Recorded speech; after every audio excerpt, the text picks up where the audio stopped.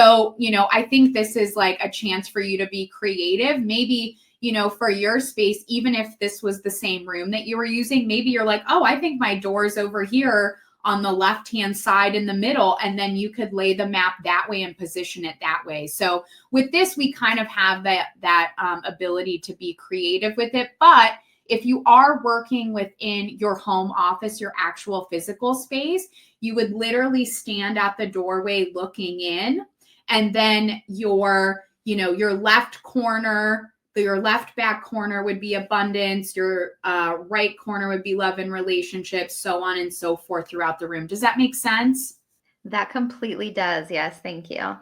Yeah, of course. So let me go ahead. Let me get this little video pulled up, and hopefully this works well. Let's see here. All right, share window. Let's go here, and I'll just kind of try and narrate this a little bit. So basically what I did is I'm working within Canva, but I just wanted to show you how I'm going in and I'm making it so that, there's no like white background. So I'm just going to take my items, I'm going to position it on here, and I'm going to go up to edit photo, and there's the Magic Studio where you have the background remover. So you'll see that I took all these different images and basically did that to them. I hit the edit photo and I removed the background, and then I went ahead and downloaded and made sure that I did a transparent background on the download. This is what my GoBrunch space looked like. I always add my logo somewhere. So that was one of the first things that I did, was just go ahead and add my logo there. And you'll see that I ended up placing some of the things like over the plants. So we're going to just go in. Wait, let me roll that back just a little bit for anybody that's watching. So you're going to go down to where it says this room and click on it, and then click on background and editor. And it's going to pull up this little menu to the left where you can click on the little picture here on the left-hand side at the top, and then it's going to allow you to just start uploading images.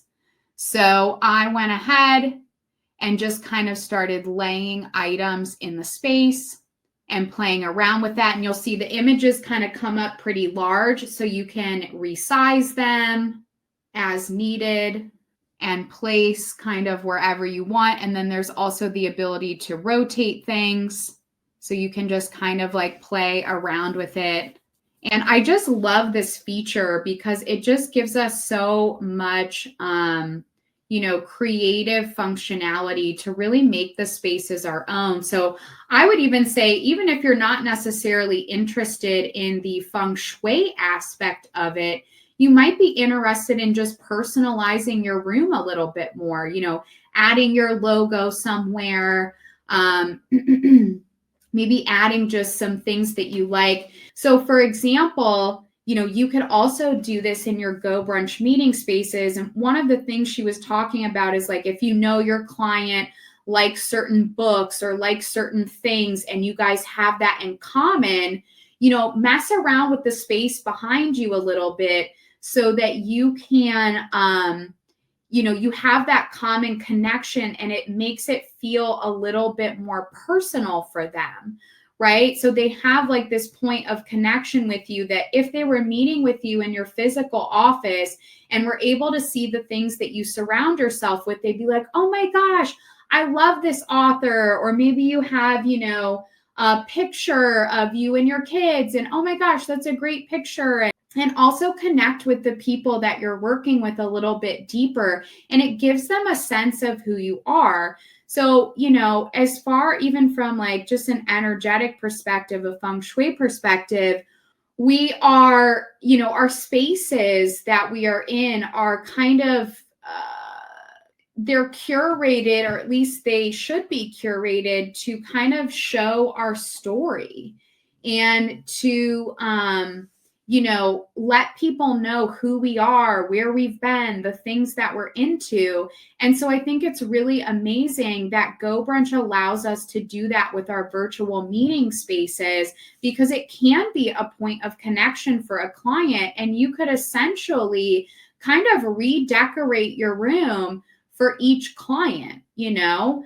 And I just think that's really amazing that we have the ability to do that with this software. And it's one of the reasons I love it so much. And I can't tell you guys, you know, how many clients I truly, the first time they're meeting within GoBrunch, they're like, oh my God, I love this room and it's so cool. And then I get to say, hey, you know, I actually, you know, decorated this myself, and here's the reason all of these things are here. So did you created this space like from scratch? I am leveraging AI, but yes, I'm basically the prompter, the curator of the prompt. This is amazing. I feel like I want you to like help me figure out how to do this, because that's been on my list of things to do and I just haven't got around to it, like really curating my own space. So one, this looks awesome. Oh, Yeah, so here's a couple things I would say.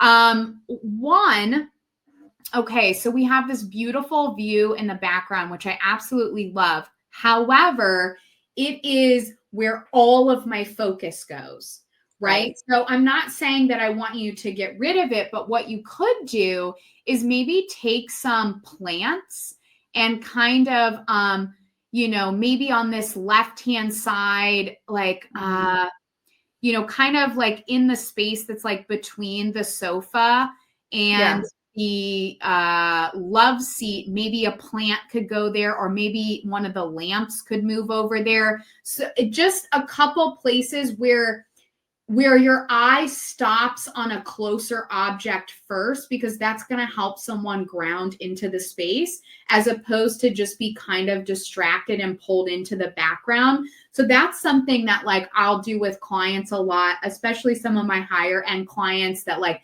as soon as you walk in the door, your attention is drawn back to this amazing view, which is great. And yes, we want to accentuate the view and we want to see it. However, it can also make us feel very ungrounded, because the moment we step into a space, our attention is drawn back to the back of the room and we don't, you know what I mean? So it can make our energy not feel as grounded. So that's like one thing I would say. And then I would also, or even something maybe that you could look at is like having like tall curtains or something put on either side. So it's not necessarily blocking the view, but it's grounding the view a little bit. So that's an idea as well. Again, if you were looking at the Bagua map and we were just pretending that this straight on view was how you walked into the room, you know, you could put a plant over here in that left-hand corner that's empty to kind of hold that area of abundance. Maybe add a tray of drinks and food, or a bowl of oranges or something like that to the coffee table to anchor in that earthy energy and that nourishment point. But really overall, I mean, the space is amazing. It looks so freaking good. Oh, thank you. Appreciate it. In general, I think, yes, we want people to leave our spaces feeling a certain way, but I think the most important thing that we want to think about is how do we feel within a space first and foremost, especially if we're talking about a physical space. It should be about you first, because that space is an extension of your personal energy. So it should feed your energy. It should serve you. And with the mentioning, you know, should people feel energized? I think it's like, what tone are you setting? Right? Because in your bedroom, you may not want to feel energized. You want to feel calm, peaceful, and relaxed. But in your family room where you're having conversation, or especially in your office space, is a place that you would want to feel energized. You would want to feel focused. So I think, you know, thinking about whether it's in a virtual room, you know, what type of meeting are you having in this room? What is, you know, how we kind of talked a little bit before with, the room that was, you know, or the outdoor space by the water, that probably wouldn't be conducive to a very focused meeting, but rather a conversational meeting. So I think we're, you know, one, you're thinking about how does this space make me feel, and how does it represent my energy and how I need to feel in the space so that it's serving me. And by doing that for yourself, you're going to translate a better energy to the people that you bring into a space. And then two, what is this space being used for is really important, right? So depending on what the space is being used for is going to help you determine how you would want to, what you would want to focus on creating energetically in the space.